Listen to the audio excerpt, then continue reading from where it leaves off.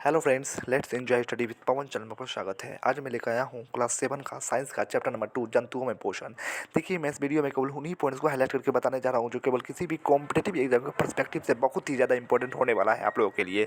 चाहे वो BPSC tree का एग्जाम हो, बीएसएससी का एग्जाम हो, रेलवे एसएससी या कोई भी अदर कॉम्पिटेटिव एग्जाम हो, उसके लिए काफ़ी ज़्यादा हेल्पफुल होने वाला है। बहुत मज़ेदार होने वाला है आज का ये वीडियो। चलिए स्टार्ट करते हैं अपने इस वीडियो को। देखिए, मैं इस वीडियो में केवल हाईलाइट पॉइंट को ही पढ़ूंगा। इसमें पहला इंपॉर्टेंट पॉइंट है कि मनुष्य में भोजन मुख द्वारा ग्रहण किए जाने के बाद एक सतत लंबी नलिका से गुजरता है जो मुख गुहिका से आरंभ होकर गुदा या मलद्वार तक जाती है। इसे आहार नाल कहते हैं, एलिमेंट्री कैनाल कहते हैं। ठीक है, एलिमेंट्री कैनाल से मुख गुहिका से लेकर मलद्वार तक का जितना भी पोर्शन, जितना भी पार्ट आ रहा है, वो सारा क्या होगा, आहार नाल कहलाएगा। फिर नेक्स्ट पॉइंट है, दांतों के आकार और कार्य के अनुसार उसे निम्न भागों में बांटा जा सकता है। तो दांतों के आकार और कार्य के अनुसार उसे निम्न भागों में बांटा गया है। पहला, कृंतक, जिसको हम इंग्लिश में इंसिसर बोलते हैं, रत्नक यानी नाइन्स बोलते हैं, फिर अग्रचवर्णक प्रीमोलर बोलते हैं, और चवर्णक मोलर बोलते हैं। यानी दांत के कितने प्रकार होते हैं, 4 प्रकार के दांत होते हैं, कृंतक, रत्नक, अग्रचवर्णक और चवर्णक। फिर नेक्स्ट आइए, दांतों की ऊपरी परत को इनेमल कहते हैं। दांतों की ऊपरी परत को क्या बोलते हैं, इनेमल बोलते हैं, जो शरीर का कठोरतम पदार्थ है। शरीर का सबसे कठोरतम पदार्थ वो दांत ही है।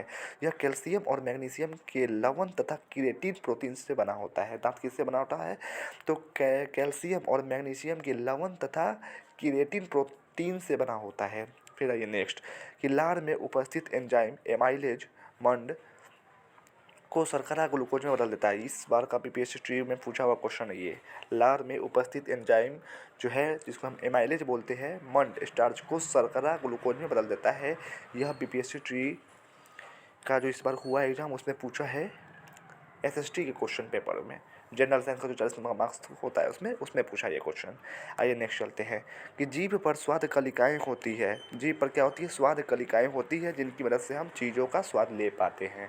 ठीक है, कोई भी चीज़ हमें खट्टी मीठी कड़वी क्यों लगती है, क्योंकि इस जीभ पर क्या होता है, स्वाद कलिकाएँ होती है। उसी के कारण हम क्या करते हैं, किसी भी टेस्ट को हम महसूस कर पाते हैं, फील कर पाते हैं। फिर नेक्स्ट आइए, श्वास नली के ऊपर एक मांसल संरचना होती है जिसे इपीलोटिस इपिग्लोटिस कहते हैं। यह वाल्व या काम करती है, यह वाल्व का काम करती है। फिर नेक्स्ट आइए, छोटी आंत की आंतरिक भित्ति यानी दीवार में अंगुली के समान उभड़ी हुई संरचनाएं होती है, जिसे क्या बोलते हैं, दीर्घरोम या रंसागुल कहते हैं। यह इसलिए होता है क्योंकि छोटी आंत में, स्मॉल इंटेस्टाइन में क्या करता है, दीर्घरोम स्पेस को फैलाने का काम करता है। स्पेस को फैलाने का काम करता है ये दीर्घरोम, ताकि पचा हुआ भोजन जो है आराम से, जो उसका जो मतलब जो शरीर के यूज के लिए जो अवशोषित किए है, वो फिर उसको हम ब्लड में भेज सके। तो क्या करता है वो दीर्घरोम, उस एरिया को, छोटी आंत के अंदर एरिया को बढ़ाने का काम करता है वो। फिर ये नेक्स्ट चलिए, कि घास में सेलुलोज प्रचुर मात्रा में पाया जाता है। सेलुलोज एक प्रकार का कार्बोहाइड्रेट है। फिर नेक्स्ट है, ये जुगाली करने वाले जंतुओं को रूमिनेंट कहते हैं। जुगाली करने वाले जंतुओं को क्या बोलते हैं, रूमिनेंट कहते हैं। फिर ये नेक्स्ट पेज पे चलते हैं। देखिए, इसमें पहला इंपॉर्टेंट पॉइंट्स है कि छोटी तथा बड़ी आंत के बीच एक थैलीनुमा संरचना होती है जिसे अंधनाल कहते हैं। ठीक है, छोटी तथा बड़ी आंत के बीच क्या होता है, एक थैलीनुमा संरचना होती है जिसे अंधनाल कैकम कहते हैं। ये पशुओं में, जंतुओं में, गाय भैंस मतलब इस सब में, ठीक है, याद रखें, मनुष्य में नहीं। छोटी तथा बड़ी आंत के बीच एक थैलीनुमा संरचना होती है जिसे अंधनाल कहते हैं। फिर नेक्स्ट आइए, जल स्रोत, तालाब, झील, नम मिट्टी में पाए जाने वाला अमीबा एक कोशिकीय जीव है। तो जल स्रोत, तालाब, झील में जो अमीबा पाया जाता है वो क्या है, अमीबा एक कोशिकीय यानी यूनिसेलुलर ऑर्गेनिज्म है। इसमें केंद्रक तथा अनेक धानियाँ खाली स्थान होती है। अमीबा में क्या होता है, केंद्रक तथा अनेक धानियाँ यानी खाली स्थान होती है। फिर नेक्स्ट आइए, अमीबा लगातार अपना आकार और स्थिति बदलता रहता है। इसमें एक या अधिक अंगुली जैसी उभार निकलते रहता है, जिसे पादाप यानी कृत्रिम पाँव कहते हैं। क्या होता है कि अमीबा क्या करता है, लगातार अपना आकार क्या करता है, चेंज करते रहता है, और इसमें एक या अधिक अंगुली जैसी उभार निकलती है। शरीर से क्या हुआ, एक अंगुली जैसी उभार निकलेगी, जिसे क्या बोलेंगे, पादाप यानी कृत्रिम पाँव। फिर नेक्स्ट आइए, पाँव मतलब पैर, पैर आर्टिफिशियल लेग। अमीबा में भोजन का पाचन खाद्यान्नी में होता है। अमीबा में भोजन का पाचन कहाँ होता है, तो खाद्यान्नी में होता है। फिर नेक्स्ट आइए, फुल चूस मतलब सनबर्ड। मरमर पक्षी अथवा हार्मिंग बर्ड को फूल चूस कहते हैं। मरमर पक्षी या हार्मिंग बर्ड को ही क्या बोलते हैं हम लोग, फूल चूस बोलते हैं। इसकी लंबी पतली चोंच उसे फूलों के रस चूसने में मदद करती है। ठीक है, फिर नेक्स्ट है ये छोटी आंत क्या होता है। छोटी आंत 6 से 7 मीटर लंबी कुंडलित संरचना होती है। तो छोटी आंत की लेंथ कितनी होती है, तो 6 से 7 मीटर लंबी होती है। इसमें यकृत, अग्न्याशय तथा स्वयं उसकी दीवारों से स्राव होता है। इसमें यकृत, अग्न्याशय तथा स्वयं उसकी दीवारों से ही क्या होता है, स्राव होता है छोटी आंत में। फिर नेक्स्ट है ये बड़ी आंत। बड़ी आंत की लंबाई लगभग 1.5 मीटर होती है। लंबाई में छोटा है लेकिन नाम है बड़ी आंत। लंबाई में बड़ा है लेकिन नाम है छोटी आंत। ठीक है, तो बड़ी आंत की लंबाई जो है लगभग 1.5 मीटर होती है। यह छोटी आंत की अपेक्षा छोटी और चौड़ी होती है। यह छोटी आंत की अपेक्षा क्या होती है, छोटी भी होती है और चौड़ी भी होती है। अब आइए नीचे, रूमेन। घास खाने वाले जंतुओं का आमाशय 4 भागों में बटा होता है। घास खाने वाले जंतुओं का आमाशय 4 भागों में बटा होता है। पहला भाग सबसे बड़ा होता है जिसे रूमेन कहते हैं। पहला भाग सबसे बड़ा होता है जिसे रूमेन कहते हैं। यकृत। नेक्स्ट है, यह मानव शरीर की सबसे बड़ी ग्रंथि है। तो मानव शरीर की सबसे बड़ी ग्रंथि कौन है, तो यकृत है। फिर अग्न्याशय, पेनक्रियाज। यह हल्के पीले रंग की पत्ती के आकार की बड़ी ग्रंथि है। यह हल्के पीले रंग की पत्ती के आकार की फूल का जो या पेड़ का जो पत्ता होता है उसके आकार की बड़ी ग्रंथि है, जो अमाशय के ठीक नीचे स्थित होती है। अमाशय के ठीक नीचे स्थित होती है। फिर अमाशय, स्टोमक क्या होता है, तो यह आहार नाल का सबसे चौड़ा भाग है जो मोटी दीवार वाली थैलीनुमा मांसल संरचना, चपटी तथा यू आकार की होती है।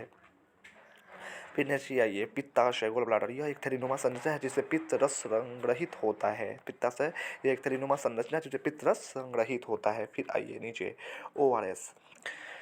इसे जीवन रक्षक घोल यानी ओरल रिहाइड्रेशन सॉल्यूशन कहते हैं, जो डायरिया के रोगी को दिया जाता है। ठीक है, जो डायरिया के रोगी को दिया जाता है। फिर रत्नक, यह दांतों का प्रकार है जो फाड़ने का कार्य करता है। फाड़ने का कार्य, ठीक है। रत्नक यानी आगे हमारे मुंह में जो आगे जो दो प्रो मतलब जो चौड़े दांत जो होते हैं उसके बगल में जो है जो फाड़ने के काम आते हैं। ठीक है, जैसे अमरूद खाते हैं तो हम किसका इस्तेमाल करते हैं, सामने वाले दांत का इस्तेमाल नहीं करते, हम उसके बगल में जो है रत्नक का इस्तेमाल करते हैं। ठीक है, तो वो फाड़ने का काम आता है। कृंतक, यह काटने का काम आता है। काटने का काम करता है कौन, कृंतक। फिर चवर्णक, पीसने और चबाने का कार्य करता है कौन, चवर्णक।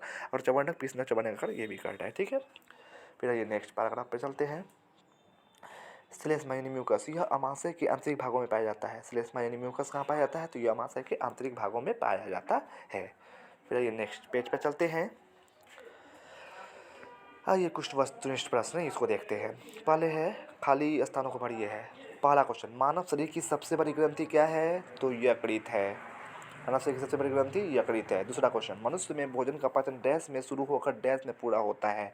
तो मनुष्य में भोजन का पाचन मुख से शुरू होकर आंत में पूरा होता है। तीसरा सी, अमाशय में हाइड्रोक्लोरिक अम्ल एवं डैश का स्राव होता है जो भोजन पर क्रिया करता है। तो अमाशय में हाइड्रोक्लोरिक अम्ल एवं श्लेष्मा म्यूकस का स्राव होता है जो भोजन का पर क्रिया करता है। चौथा, मनुष्य में पोषण के मुख्य चरण डैश डैश डैश डैश और डैश है। तो मनुष्य में पोषण के मुख्य चरण अंतर्ग्रहण, पाचन, फिर अवशोषण, फिर स्वांगीकरण, फिर निष्कासन होता है। सबसे पहले अंतर्ग्रहण भोजन खाए, फिर पाचन हुआ उसका, फिर उसका अवशोषण हुआ, फिर उसका स्वांगीकरण हुआ, फिर उसका निष्कासन होता है, तब फिर लास्ट में। ठीक है, अमीबा अपने भोजन को डैश की सहायता से ग्रहण करता है। तो अमीबा अपने भोजन को पादाब की सहायता से ग्रहण करता है। फिर ये नीचे वह सही विकल्पों को चुनें। कुतरने में सहायता करने वाला दांत कौन है, तो कुतरने में सहायता करने वाला दांत कौन है, तो कृंतक है। फिर बी क्वेश्चन, लार मंड स्टार्च को बदलता है ग्लूकोज में। फिर है नेक्स्ट, पित्तरस का स्राव होता है यकृत से। पित्तरस का स्राव कहाँ से होता है, यकृत से। चौथा डी, वसा का पूर्ण रूपेण पाचन होता है अग्न्याशय में। वसा का पूर्ण रूपेण पाचन कहाँ होता है, तो अग्न्याशय में। फिर जल का अपसरण मुख्यतः होता है, जल का अपसरण कहाँ होता है, मुख्यतः बड़ी आंत में होता है। ठीक है, फिर है सत्य और असत्य को चिन्हित करना है। प्रश्न 3, अमाशय में हाइड्रोक्लोरिक अम्ल का स्राव होता है, तो ये सत्य है। पित्तरस से प्रोटीन का पाचन होता है, तो ये असत्य है। तीसरा, प्रोटीन का पाचन मुख्य से आरंभ हो जाता है, तो ये भी असत्य है। जुगाली करने वाले निगली हुई घास को पुनः अपने मुख में लाकर धीरे धीरे चबाते हैं, ये सत्य है। छोटी आंत में श्लेष्मक स्रावित होता है, और ये असत्य है। श्लेष्मक का स्रावित होता है ये पेट में, अमाशय में होता है, ना कि छोटी आंत में। प्रश्न 4, कॉलम ए के कथनों का मिलान कॉलम बी से कीजिए। कार्बोहाइड्रेट 1 का क्या हो जाएगा, सी यानी शर्करा। 2, प्रोटीन, प्रोटीन का क्या हो जाएगा, डी यानी अमीनो अम्ल। तीसरा, वसा, वसा क्या हो जाएगा, ई यानी वसा अम्ल एवं ग्लिसरॉल। चौथा, पितरस, पितरस क्या हो जाएगा, चार का बी यानी पित्ताशय। 5वां, लार, लार का क्या हो जाएगा, लार ग्रंथि। ठीक है। फिर आइए नीचे प्रश्न 5, आहार नाल के किन भागों द्वारा ये कार्य होते हैं? भोजन का चबाना। आहार नाल में बताया अभी 5 पार्ट था, तो मुंह कोशिका, आमाशय, चोटियाँ, गुदा या मलबा। ठीक है। भोजन का चबाना तो आहार नाल के किस पार्ट से होता है? तो मुंह कोशिका से। जीवाणु नष्ट होना आमाशय। फिर उपयोगी पदार्थों का अवशोषण जो है वो छोटी आंत में होता है। फिर मल का निकास जो है फिर गुदा या मल द्वार से होता है। फिर एक शब्द में उत्तर दीजिए। मानव शरीर में पाया जाने वाला कठोरतम पदार्थ क्या है? तो अभी आपने पढ़ा दांत। फिर दूसरा क्वेश्चन, पचे भोजन का अवशोषण करने वाली अंगुली जैसी संरचना क्या होती है? तो पचे भोजन का अवशोषण करने वाली अंगुली जैसी संरचना जो होती है रंसागुल या दीर्घरोम। ठीक है।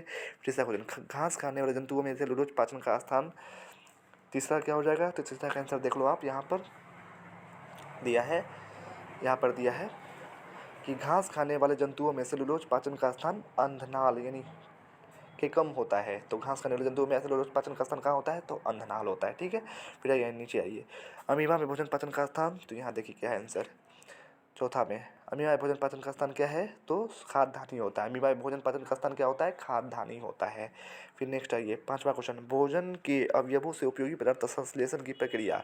भोजन के अवयवों से उपयोगी पदार्थ संश्लेषण की प्रक्रिया। फिर यहाँ नीचे आइए, पांचवा क्वेश्चन का आंसर यहाँ दिया है कि भोजन के अवयवों से उपयोगी पदार्थ संश्लेषण की प्रक्रिया पाचन कहलाती है। फिर आइए नीचे, यहाँ छोटी आंत में कार्बोहाइड्रेट सरल शर्करा ग्लूकोज में, छोटी आंत में कार्बोहाइड्रेट सरल शर्करा ग्लूकोज में, प्रोटीन अमीनो अम्ल में तथा वसा वसा अम्ल और ग्लिसरॉल में बदल जाता है। ठीक है। छोटी आंत में कार्बोहाइड्रेट सरल शर्करा ग्लूकोज में, प्रोटीन अमीनो अम्ल में तथा वसा वसा अम्ल तथा ग्लिसरॉल में बदल जाता है।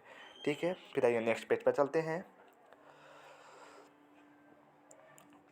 जीवों में पोषण के दो तरीके हैं जो निम्नलिखित है। पहला स्वपोषी तथा दूसरा परपोषी या विषमपोषी जिसको बोलते हैं। ठीक है। फिर नीचे आइए, पचित भोजन का प्रश्न 11 देखिए, अवशोषण किसे कहते हैं? तो पचित भोजन का रंसागुलों द्वारा ग्रहण एवं रक्त में मिलने की प्रक्रिया क्या बोलते हैं? अवशोषण बोलते हैं। यानी पचित भोजन का जो भी उपयोगी पदार्थ है उसको हम जब हमारा शरीर ग्रहण कर लेता है, रक्त में मिल जाता है, तो उसे क्या बोलते हैं? अवशोषण बोलते हैं। स्वांगीकरण क्या होता है? ये देखिए प्रश्न 12, स्वांगीकरण क्या होता है? शरीर की वृद्धि और विकास के लिए पचित भोजन का उपयोग करना स्वांगीकरण कहलाता है।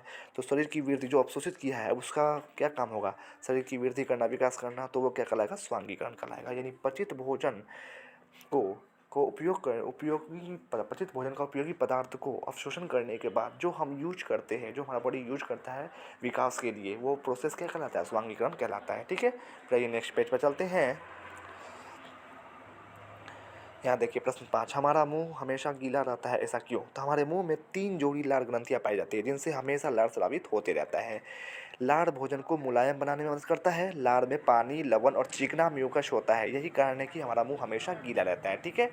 फिर आइए नीचे नेक्स्ट पैराग्राफ पे, यहाँ घास खाने वाले जंतुओं में के रूमेन में तथा अंधनाल में भी कुछ जीवाणु पाए जाते हैं जो सेलुलोज के पाचन में उसकी सहायता करते हैं। यानी गाय, भैंस, बैल के पेट में क्या होता है? कुछ जीवाणु होते हैं जो वे भोजन को यानी सेलुलोज को पचाने में उनकी मदद करते हैं।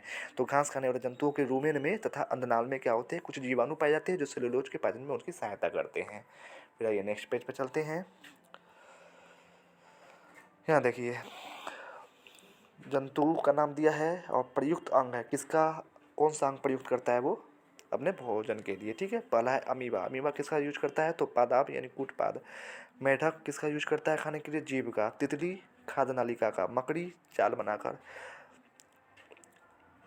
हाइड्रा स्पर्शक का। फिर है गाय मुख का प्रयोग करती है खाना खाने के लिए। ठीक है।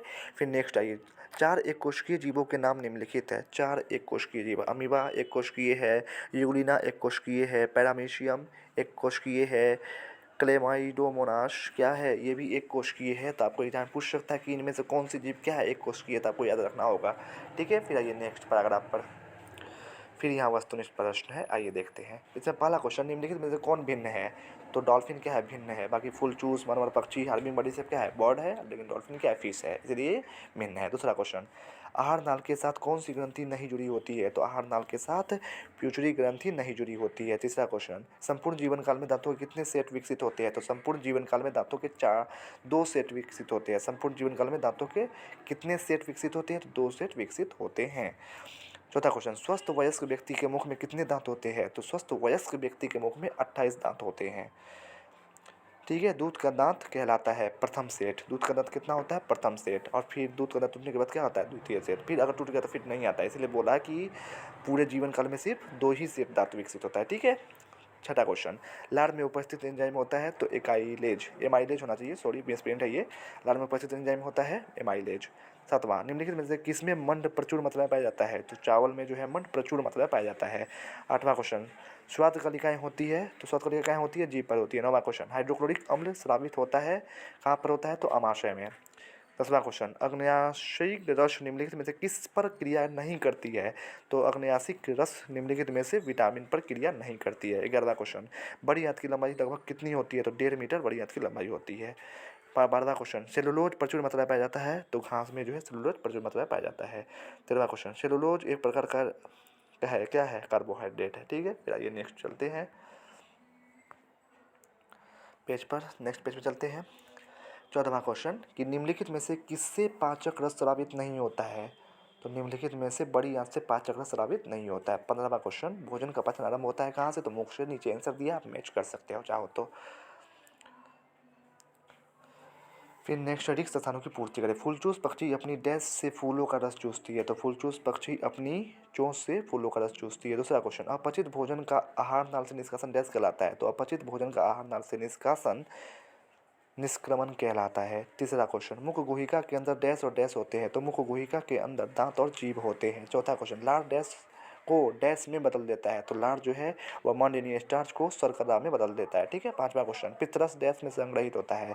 तो पित्तरस पित्ताशय में संग्रहित होता है।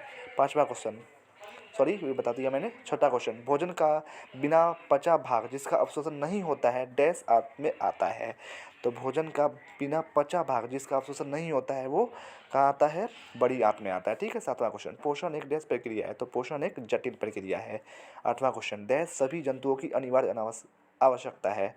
तो डैश जो है 8, पोषण जो है सभी जंतुओं की अनिवार्य आवश्यकता है। 9वां क्वेश्चन, अमीबा अपना भोजन डैश की सहायता से पकड़ता है? तो अमीबा अपना भोजन जो है वो पादाब यानी कृत्रिम पाँव यानी लेग, आर्टिफिशियल लेग से पकड़ता है। 10वां क्वेश्चन, श्वसन के क्रम में कोशिकाओं में स्थित ग्लूकोज का विघटन ऑक्सीजन की सहायता से डैश और डैश में होता है तथा डैश मुक्त होती है?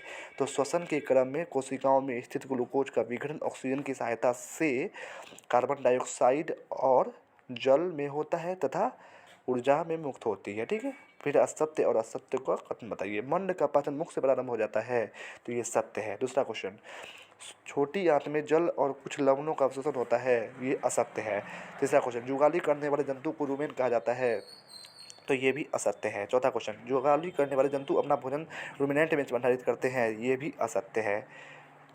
अमीबा में भोजन का अंतर्ग्रहण पादप की सहायता से होता है? तो अमीबा में भोजन का जो अंतर्ग्रहण है वो पादप की सहायता से होता है, बिल्कुल सही है। फिर आइए डी क्वेश्चन, कॉलम ए को कॉलम बी से मिलाना है। जल का अवशोषण बना क्या हो जाएगा? अंग यानी बड़ी आंत में होता है। दूसरा, गाय, गाय क्या है? जुगाली करने वाला एक जानवर है यानी जुगाली हो जाएगा। 3 में मंड, मंड का क्या हो जाएगा? ख यानी चावल, चावल में मंड पाया जाता है। चौथा, सेलुलोज, सेलुलोज का क्या हो जाएगा? ग यानी चर का भी ग हो जाएगा, जुगाली। फिर पांचवा, अमीबा, पांचवा क्या हो जाएगा? क यानी खाद्यान्नी में भोजन का पाचन होता है अमीबा का। ठीक है। छठा है, मानव शरीर की सबसे बड़ी ग्रंथि, चौथा क्या हो जाएगा? च यानी यकृत है। तो वीडियो कैसा लगा कमेंट्स में ज़रूर बताइएगा। अगर अच्छा लगा तो प्लीज़ प्लीज़ प्लीज़ मेरे चैनल को सब्सक्राइब करें, शेयर करें, लाइक एंड कमेंट जरूर करें। बाकी मैं क्लास 6 का सारे सब्जेक्ट का हिस्ट्री, ज्योग्राफी, सिविक्स और साइंस का भी वीडियो बनाकर अपने channel let's enjoy study with Pawan पर डाल चुका, वहाँ जाकर देख सकते हैं, या फिर मैं उसका लिंक अपने डिस्क्रिप्शन बॉक्स में डाल दूँगा, वहाँ जाकर भी देख सकते हैं। बाकी क्लास 7 का भी हिस्ट्री, ज्योग्राफी और सिविक्स का प्लेलिस्ट का लिंक मैं अपने डिस्क्रिप्शन बॉक्स में डाल दूँगा, वहाँ जाकर देख सकते हैं। Thanks for watching and subscribe for more videos.